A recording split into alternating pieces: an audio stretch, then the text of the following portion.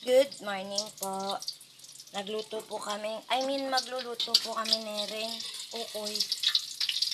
May nagbigay po kasi sa amin ng kalabasa. Yan. Ukoy na kalabasa. Yan na po yung naluto ko. Ayan pa po yung nakasalang ko. Yan na po yung naluto. Ibigay ko po yan sa nanay ko sa kabila. Nagdikit na.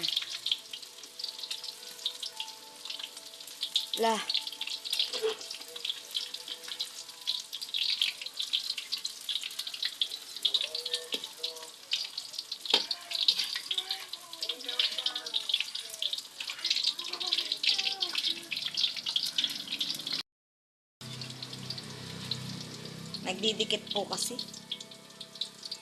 Naghatid na po ako sa nanay ko sa kabila. Sa mga kapatid ko sa kabila.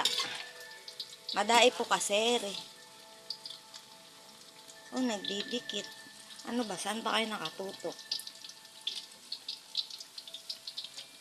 Ayan, sayan po. Ang daming hipon. 80 pesos po nabili ni Kuya hipon. Buhay pa po yan kanina Buhay pa. Ayun, hindi ko nahahabaan mga anak. Maraming salamat po sa panood. Ingat po kayong lahat. God bless us all. Bye-bye po, may langaw. Bye-bye po. Ingat. Salamat.